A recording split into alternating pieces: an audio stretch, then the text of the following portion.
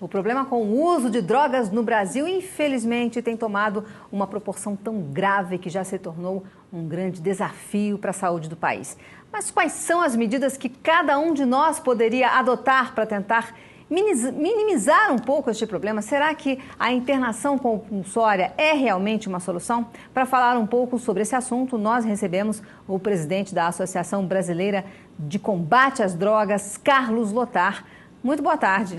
Boa tarde, obrigado pelo convite. Viu? É um prazer estar aqui. Boa tarde. Boa tarde, André. Bom, a gente está assistindo agora aqui em São Paulo, existe um programa novo do governo que não tem vaga para quem quer, é um programa de internação compulsória. Sim. Você acha que essa é a saída? A internação compulsória, né, existem três tipos de internação, a voluntária, a involuntária e a compulsória. Né? A que o governo está aplicando é a compulsória, aquela com ordem... Qual é a diferença entre a involuntária e a compulsória? A involuntária é aquela que a família solicita ajuda, intervém, assina um termo onde ela se responsabiliza pela vida do filho, de um parente consanguíneo. A compulsória não precisa da determinação da família, somente a ordem judicial. Perfeito. Tá? Mas a compulsória, eu acredito que da forma como está sendo feita pelo governo do Estado de São Paulo, ela não funcione justamente por isso. Porque o dependente químico, para ele se recuperar, ele precisa de três bases, né? Deus, da forma como ele compreende, que é a fé, né?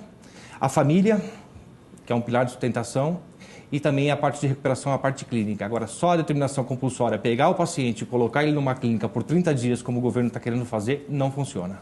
Ah, são só 30 dias? A princípio é isso que ele está querendo fazer. Isso não vai resolver mesmo, né? Eu falei aqui no texto que eu apresentei você, que o que a gente pode fazer, então, para minimizar esse problema? Cada um pode fazer alguma coisa para melhorar essa situação? Sim. Acho que a população pode contribuir muito para isso, né? Principalmente dentro de casa, a família na orientação dos seus filhos, dos seus parentes. Pois é, isso que eu queria te perguntar, desculpa te interromper, mas é que tem a ver com isso que você está falando. Como é que a família pode ajudar, assim, no sentido de perceber que o seu parente está começando a entrar nas drogas? Como é que se identifica isso? O primeiro ponto, e eu considero o principal, são as amizades. Tá? Ninguém chega às drogas se não for por um amigo. Isso é 99% dos casos, é fato, a gente tem dados sobre isso. Então, o jovem chega à droga através de um amigo, né? Amigo da onça, né? A gente costuma falar, né? Mas infelizmente é por esse caminho que ele chega às drogas. Então, a família, observando a companhia de seus filhos, né? Rendimento escolar, responsabilidade, higiene pessoal, através desses pequenos detalhes, ela consegue saber se o filho realmente está... Detalhes de comportamento. Exatamente. Mesmo, né? Exatamente. Fica meio isolado também. Ele se isola, o comportamento social dele muda completamente, né? Que é complicado porque o jovem, o adolescente, principalmente, normalmente se isola, né? Sim. Mas é um tipo de isolamento diferente, não é? A droga ela tem alguns estágios, né? Quando ele começa a usar a droga, o isolamento dele ainda não existe, porque ela se torna ainda social. Ele consegue frequentar um barzinho, frequentar uma festa familiar, isso no começo. Com o tempo, ele vai adquirindo comorbidades, a doença vai afetando mais gravemente o paciente e ele não consegue mais ter convívio social, ele não consegue mais conversar, ele só vive assustado na paranoia que a gente fala, né? Então a droga ela tem as escalas que a gente costuma falar. Todas as drogas têm as mesmas características do comportamento ou varia de droga para droga? Varia de droga para droga, tá? Mas o final dela, de todas elas, são praticamente semelhantes. Tá? Costuma-se falar aí que a maconha, né? Meu filho só usa maconha, né? Ou seja, a maconha não é nada. Eu, particularmente, considero a maconha a pior droga que tem. Por quê? Porque ela é a porta de entrada para as outras drogas, né? E ela é uma droga que causa comorbidades graves, como a esquizofrenia, por exemplo. Né? A gente costuma falar que o paciente atravessou o espelho. Ele fica esquizofrênico e não volta mais, ele fica louco o resto da vida dele. Então, pacientes aí com 10, 15 anos usando maconha, ele vai adquirir uma comorbidade... E a gente percebe, pessoas que a gente sabe que usam socialmente, como se fala, né, maconha, você percebe uma defasagem mesmo, que a pessoa esquece coisas, fica meio estranha. Exatamente. Né? O Lotar, muitos viciados também se tornam agressivos. Isso é uma característica da personalidade de cada pessoa ou é também o efeito da droga? Tá, isso a gente costuma falar que é a fase de abstinência. Tá? Porque quando ele está no uso da droga, ele está, entre aspas, feliz, tranquilo, porque ele está suprindo a necessidade dele naquele momento, que é colocar a substância entorpecente no organismo dele. Mas quando ele não tem mais a droga, né? Começa a faltar dinheiro, essas coisas. Faltar dinheiro, essas coisas, ele faz de tudo para conseguir a droga. Tá? E nesse momento que é um ponto crítico, onde ele pode matar, onde ele pode roubar, onde ele pode fazer uma série de coisas para adquirir a droga. Agredir parentes, né? Pai, mãe, infelizmente isso não tem mais limite. Né? Chega um ponto que o usuário... Né? As avós que sempre têm dinheiro guardado e que são mais frágeis, né? As avós, os avós. Ele começa, né? O ciclo de uso é bem simples de explicar. Ele começa usando, aí ele ainda trabalhando, rapidamente ele perde o emprego porque ele perde a responsabilidade. Perdeu o emprego, ele começa a se desfazer dos bens que ele tem, do pouco dinheiro que ainda sobrou de uma rescisão trabalhista talvez, né? E depois, quando acaba tudo isso, ou ele começa a pedir, quando ele já perde a confiança da vizinhança, que ele não consegue pedir para mais ninguém ou contar a história para mais ninguém, porque o adicto ele é um manipulador extremo. Ele consegue chegar para você e te contar uma história que você vai acreditar que aquilo é verdade. Né? E quando isso não acontece mais, ele começa a roubar. Aí, infelizmente, ele vai preso, aí vem uma série de consequências negativas piores, né? Agora, Carlos, você que está tão ligado a esse tema, né, que você dirige uma associação ligada a isso, existem novos tipos de drogas surgindo? A gente pode dizer que teve agora há pouco tempo a Cristal, né, e agora tem o Oxy. Tá? Isso falando das drogas convencionais, aqui, que a gente costuma dizer. Depois eu tenho as drogas sintéticas, que a cada semana tem uma nova. Esse Oxy é um composto que é mais forte do que o crack. Sim, ele é mais forte porque tem mais substâncias químicas, né? Ele tem até gasolina, etanol. É terrível a forma como foi feita a química do Oxy, mas fizeram isso para que ela se tornasse mais barata e eles conseguissem um público maior. Porém, os traficantes, depois que viram o estrago que o Oxy faz no ser humano, no dependente químico, eles pararam de vender, porque estavam perdendo a freguesia, vamos dizer assim. Porque chegaram, eles têm uma logística, uma organização tão grande que eles perceberam isso rapidamente e estão tirando isso do mercado. E essa outra droga, Cristal? A Cristal é o crack assim, com mais pureza, vamos dizer assim, né? Feito da cocaína também, tá? Só que com menos química. Só que ela é uma droga mais cara. A Cristal é mais cara que o próprio crack. Então eles preferiram ficar com o crack e no mercado hoje o que se encontra é o crack. Perfeito. Agora, é tão complicado isso, né? Porque eles têm um domínio, né, do traficante, né?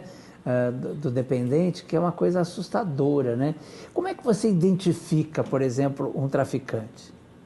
Tá, o traficante, na verdade, normalmente ele não é usuário. Normalmente ele não é usuário. Nós que trabalhamos com isso, que convivemos com isso, nós conseguimos identificar isso com uma certa facilidade. O familiar, talvez não, né? Inclusive, eu tenho algumas matérias que a gente põe lá no site da associação, onde a gente fala de como identificar um traficante ou até mesmo o teu filho usuário. Por exemplo, na porta de uma escola. Na porta de uma escola, né? Eles costumam... dificilmente aquela história da balinha que se contava antigamente, não experimenta a bala que vai ter droga, isso não funciona, não é assim. Né? Realmente ele vai receber isso de um amigo. Tá? Agora, o traficante ele é mais difícil de identificar, né? Agora, nós que trabalhamos... O traficante não fica na porta da escola? De forma alguma. Tá. De forma alguma. Qual é o site da associação? www.abcddasdrogas.com.br. E, Carlos, você disse aí para a família observar o isolamento do jovem. Sim. Que, em geral, que é assim que ela vê, ela identifica que a pessoa começou a usar a droga. Ok. Agora, você não acha também que antes esse jovem já estava isolado dentro de casa? De uma certa forma, sim. Quer dizer, o que levaria ele à droga seria o isolamento familiar, né? Exatamente. Eu costumo divulgar isso em palestras, que eu faço bastante palestras, não só eu, como os membros da associação também, né, na questão da prevenção. Porque hoje em dia a gente tem que prevenir o jovem de usar droga. Então, porque depois que ele tá nessa vida, depois que ele se tornou um dependente químico, para sair é muito difícil. É muito difícil, isso demanda muito tempo, a estrutura familiar tem que ser muito grande. Então a prevenção realmente é o caminho. Né? Uma dica que eu daria hoje para as famílias, para as pessoas que estão em casa nos vendo, é realmente acompanhar esse filho, ser o verdadeiro amigo do seu filho, estar presente na vida do seu filho em todos os sentidos, até que ele tenha adquirido uma personalidade própria. Caso contrário, esse filho tem uma probabilidade muito grande de entrar para as drogas. Por isso que eu falo, assim, a palestra é importante, mas é sempre mais sedutora a conversa do amigo que já está se drogando e que vai passar a droga para o seu... Porque a droga é uma grande ilusão, né? Aquele jovem, normalmente, que vai induzir um amigo a usar a droga também, ele também está no início. Porque a droga, no início, ela dá um barato. Se fosse ruim, ninguém usava. né? Ela dá um barato, só que ela é uma grande enganação.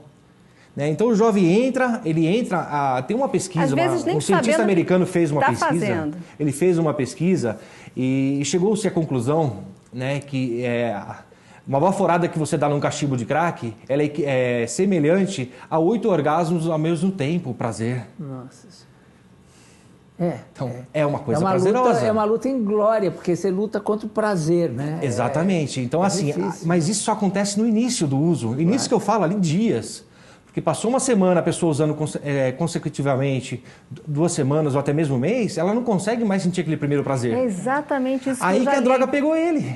Que aí a pessoa vai sempre em busca dessa primeira vez. E eu li também que o crack, a primeira vez que você experimenta, pronto, você já viciou. Não, e é verdade que eu acho assim, quer dizer, esse jovem tem que ter muito preparo, muita personalidade para dizer não, né? Exatamente. Para saber que isso vai fazer mal. Então, o ideal é que ele conheça as consequências negativas antes que ele entre nessa vida. Seja muito bem resolvido em casa. Exato. Né? Para isso os pais precisam trabalhar menos, prestar mais atenção nos filhos. Mais atenção nos filhos. Agora, uma coisa importante, né? Porque a gente está falando aí de maconha, e o que você acha da bebida alcoólica? Porque isso é livre, tem comercial o tempo todo na televisão e tal.